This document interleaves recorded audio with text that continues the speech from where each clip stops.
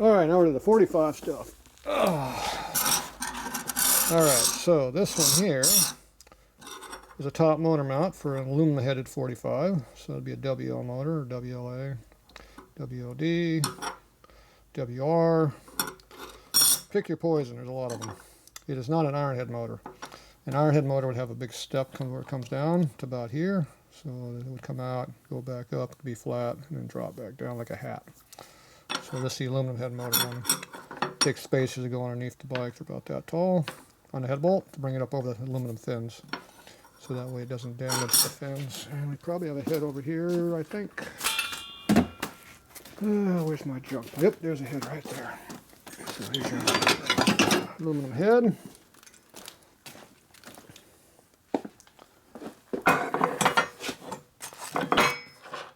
So this is your W motor. So the motor mount bolt is always right here. Comes off the center bolt hole right here. See how the fins are missing right in this area right here? Oh, look at that, it kind of matches. Let me see, why did they do that? I wonder. So anyway, so that goes like that right there, about that angle. Remember, it's a V angle like this. So there's about 1 1/8 inch tall spacer goes there, and it brings up to about there. And that's how they work. So that holds that all in there. And these are spring steel and all that, so when you bend them, they spring back a little bit. So they're good quality. So I always like these old ones. They're usually pretty good. This here is a clutch cable. So this comes off your pedal here. This mounts off the frame.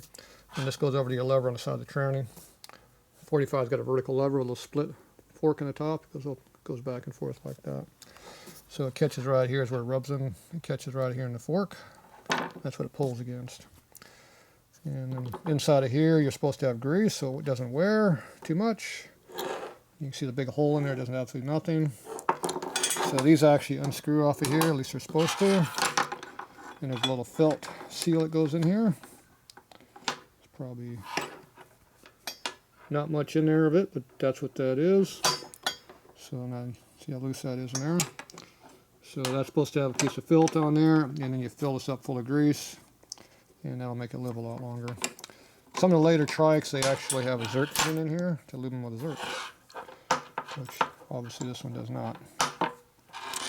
So usually the trike has a triple hole. The solo bikes usually only had the 2 holes, the early ones. But the later bikes, probably in the 47, 48 time frame, the solos I think went to this style also.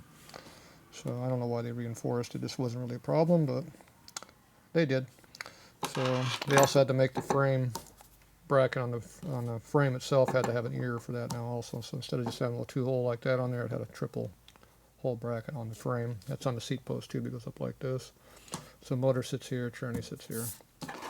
So that's how that works. That's why it's at an angle, because the seat post goes up at an angle in the frame. So pretty straightforward. Now this might have an original bolt in it. If it is, it would be a CP bolt. And yep, kind of hard to see it. Do a spit test on there. See how it highlights a little bit. So it's a 1035 or 1038 CP bolt. So I'm assuming that's what that is. Or that's something else. I can't make it out very well. Might be just some other American-made bolt.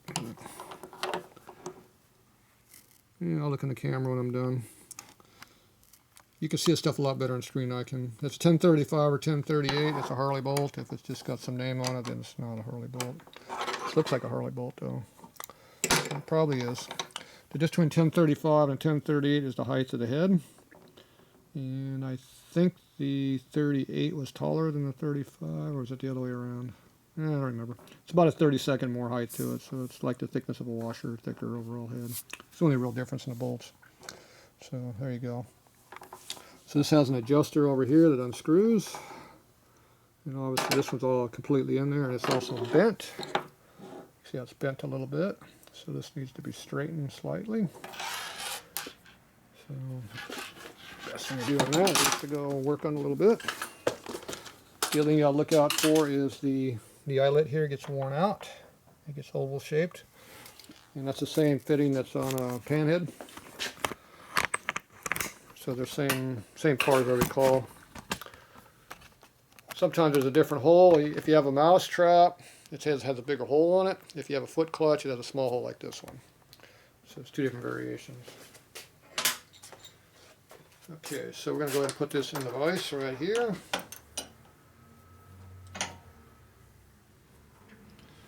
And then we're going to go ahead and give it a little love tap, and hopefully we don't break anything. So this is supposed to be going straight, not bent. I'm going to use my steel hammer because I want a little bit more holding force.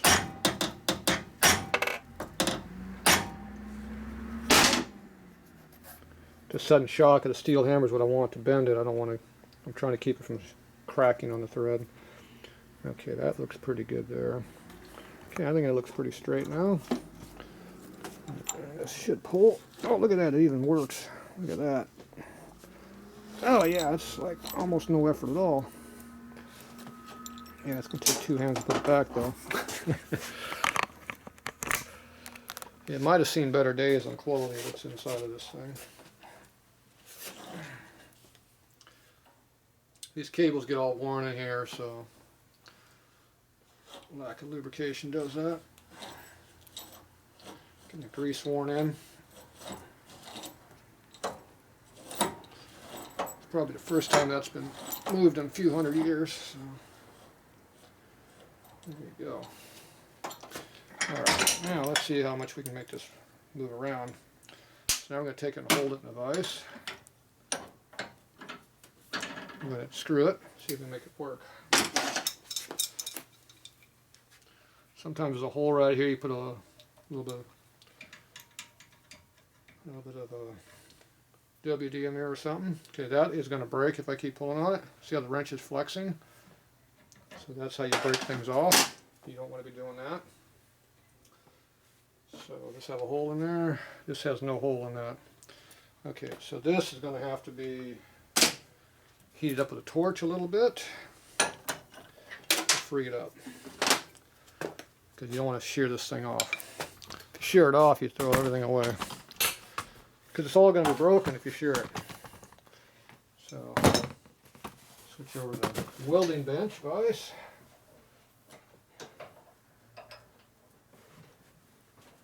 Okay. I don't have no V vise, I'm just holding on the flat. So turn our torches on. And put a little heat on it. And then we're going to go back and forth on this and try to free it up. At least that's what we're going to try to do on it. Hopefully heat does what we need.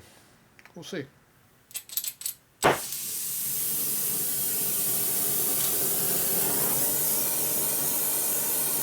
Obviously the original parkerized coating is going to get burned off if it gets too hot. When you start seeing it smoking, that means you're up in 400 or 500 degrees, which is a good starting point. See how the grease is burned off it now? That means you're at least 500 degrees.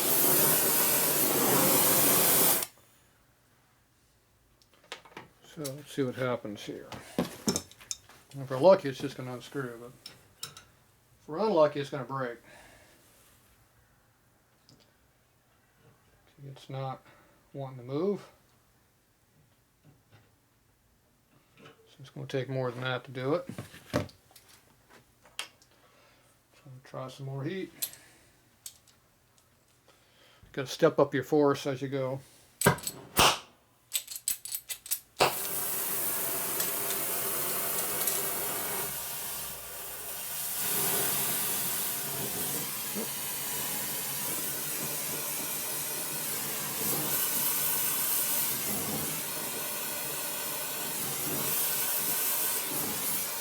Remember, the vise is soaking up all your heat too, so it'll help cool it off. Or warm it up, I mean. It's a big heat sink.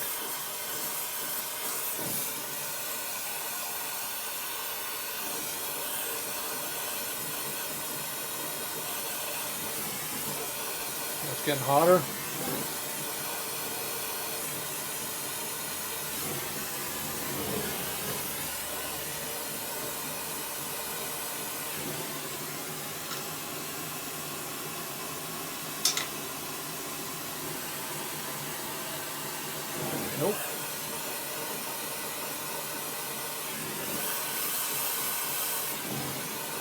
You can do heat and contraction, go with some wax works good for getting in there, and other things like that. Penetrating fluids. Let it work on the rust a little.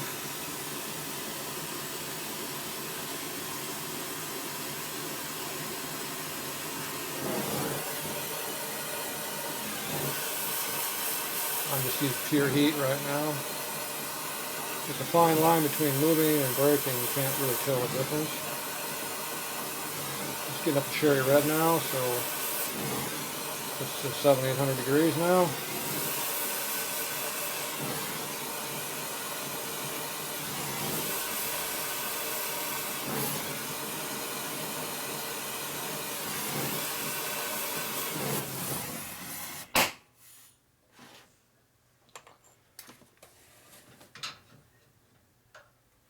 It moved. Here it's moving. You can hear it squeaking, it's not braking. If it's just going back and forth, it might be braking, but see, it's squeaking.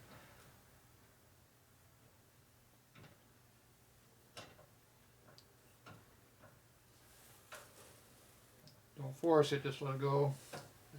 It'll tell you what it wants to be. You can feel it. At this point I should be putting some fluid in there, but I'm upside down, so it's kind of hard to do that.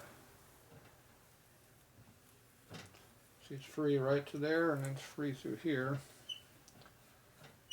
See, you can hear it starting to squeak, so it's going to start galling up if you don't want to do something. So now I get some cleaner in there, some CRC, some of this stuff.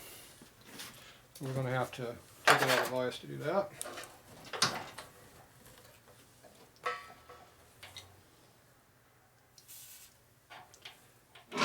Might be a little warm still. Guarantee it's warm right now. He's hot.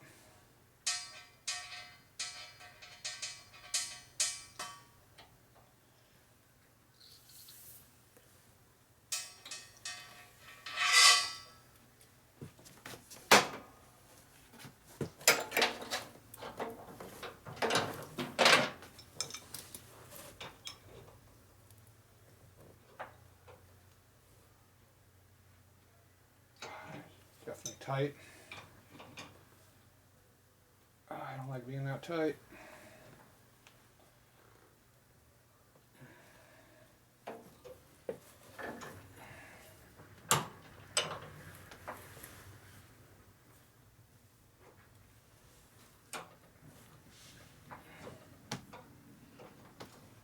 As it's cooling off, it's shrinking, it's getting tighter and tighter. But I don't want to keep forcing it.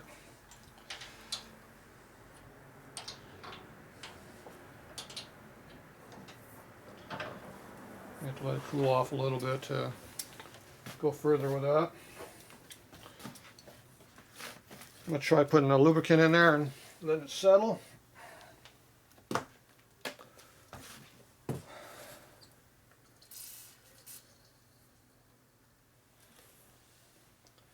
She's a little hot.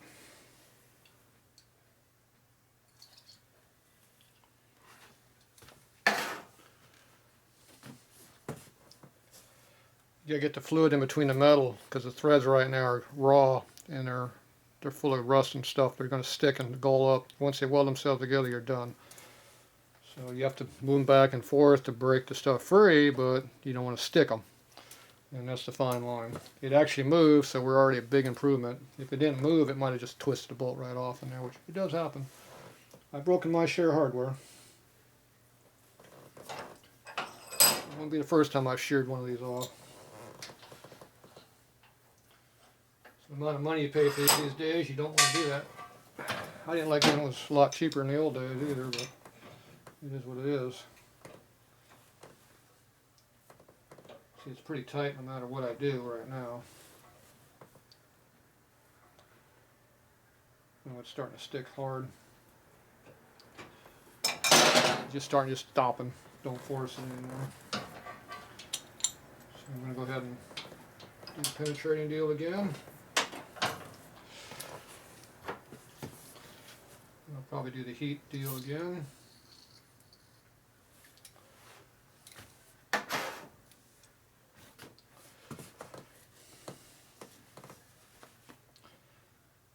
soon as everything cools off, it just shrinks back down tight.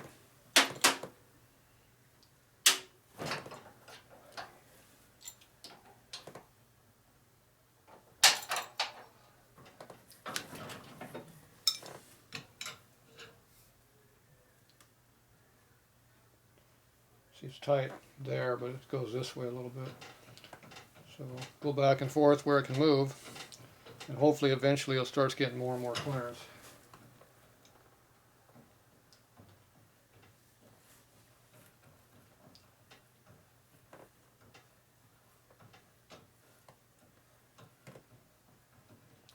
Feels kind of raw in there, it's kind of dry feeling, so go to your loosest point and put more fluid in it. So paste wax really good because it soaks down in there real nice. So that's one method of doing it.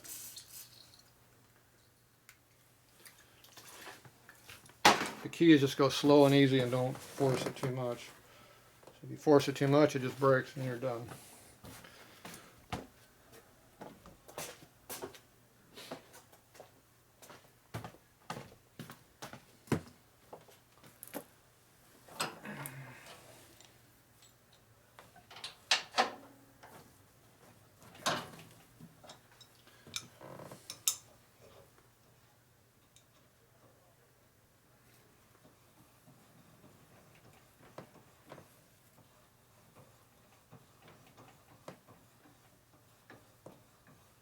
Go a little bit further that way.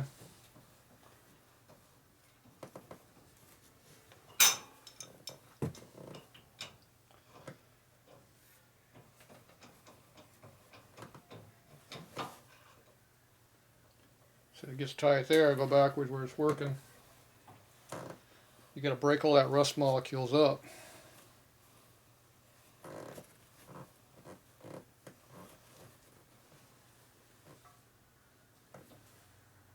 Tight right through there, real tight.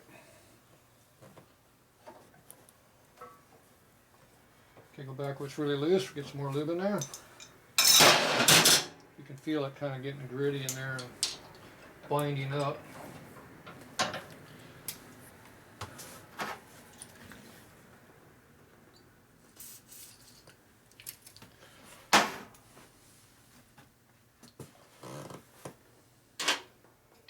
Pitch and it moves by this.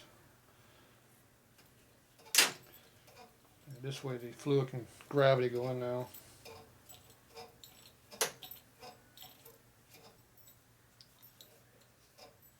This is safe because the cable only goes so much tension. You get your back and smooth, but you're not forcing anything.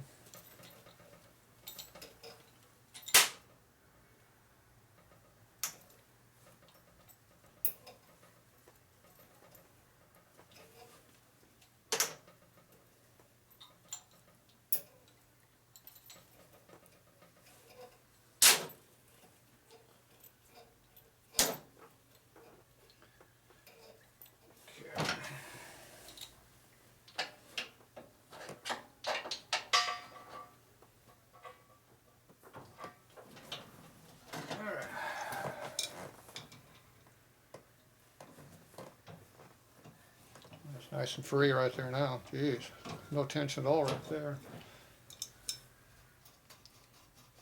Move out my fingers.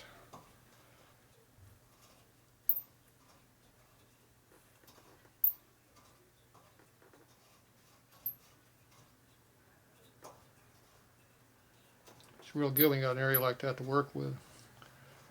If you just break up that rust, you get it out. If you force it, you'll still break it. You got to force a little bit, but how much is too much?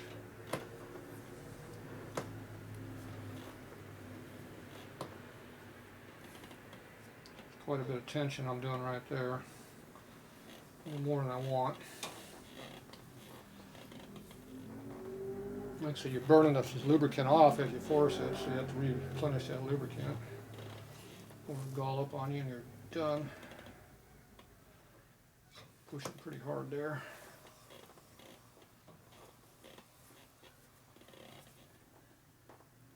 Oh, that's tight.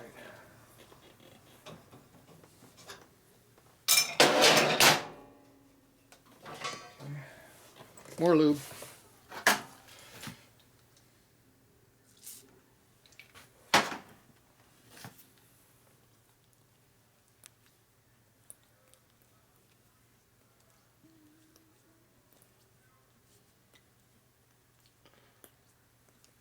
You hear the grit? Pretty noisy, huh?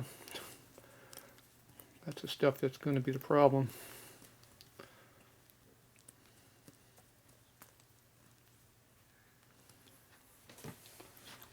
All right.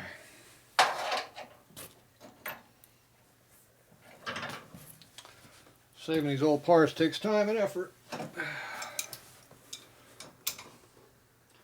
It's worth it if you can get it off.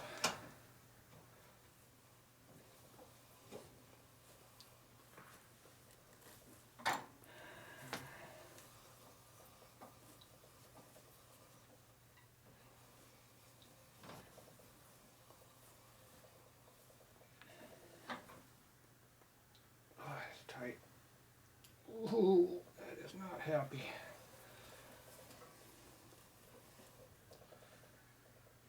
Not happy that way either. Ooh, that locked up the whole thing when I did that. Stop. Stop, stop, stop. Everything's getting tight.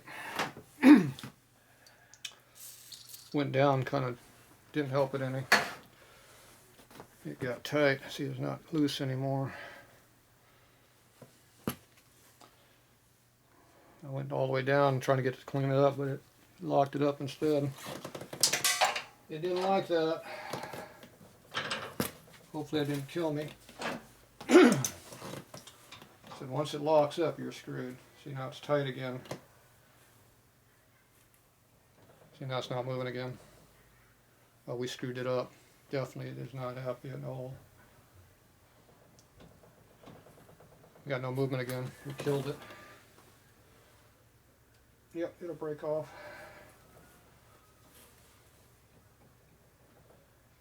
It is not happy. Yep, I gulled the threads. Going back down, killed it. It's getting tighter and tighter.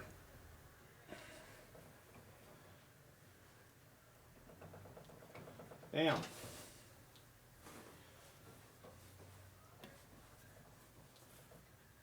Yeah, I screwed those threads up.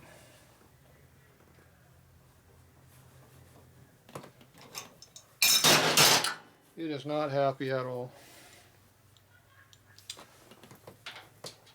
It went bad real quick.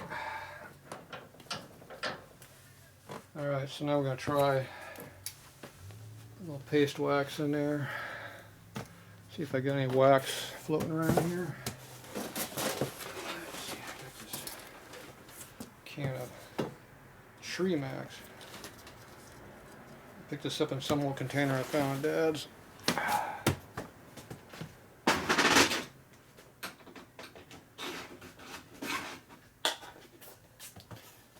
Let's see what's in here.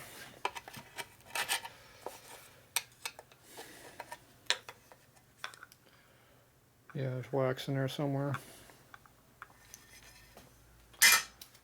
I've dropped to like 10% chance of saving this now. I went from 90% being good. Well, probably not 90, but I think I was about 75% to the good side. Now I am at 90% to the bad side. Because now it's locked up. So we're going to heat it up, try to get some wax in this thing if we can. It's not looking very good right now. What the hell?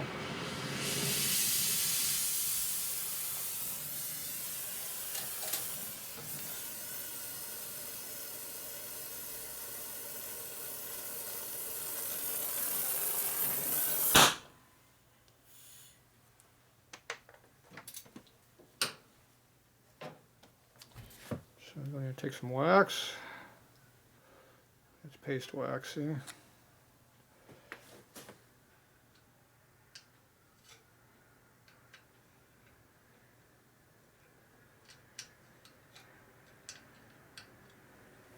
Paste wax is real thin.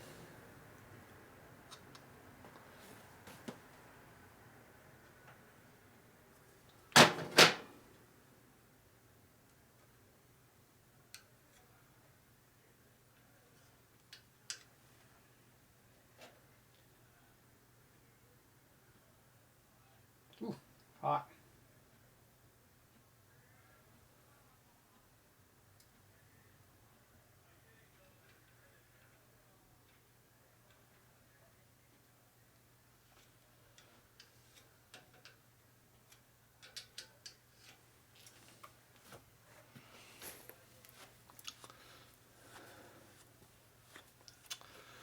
All right.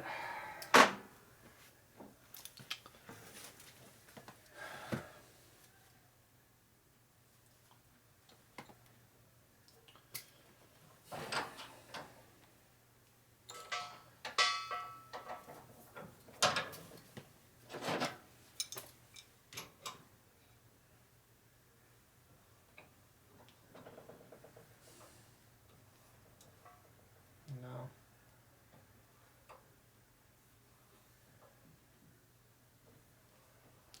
Don't think so.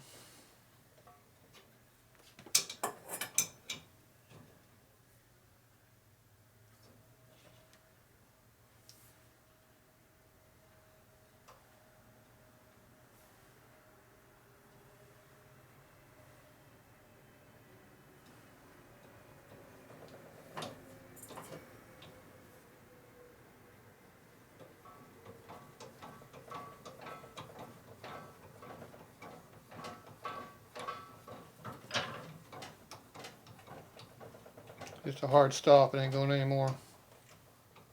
It's got a big rusted piece of crap in there, which is going to take all the threads out if it even comes up at all.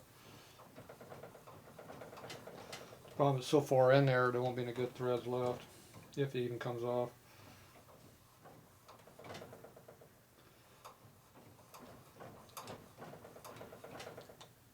Yeah. So I'm going to let it sit, see what happens. Probably not going to save it.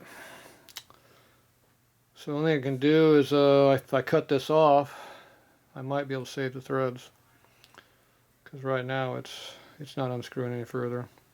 If I force it, there's going to be no threads left anyway. It's going to be destroyed. So right now there's a big ball of welded thread where it's stuck, welded itself in. And that is the problem. Disappointing. It was coming out so nice.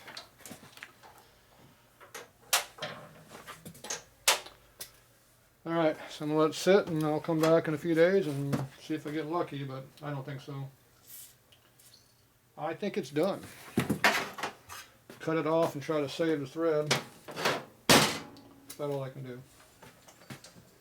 Oh well. Life in a big city, right? Alright, well that's it for now. We'll be back on that one.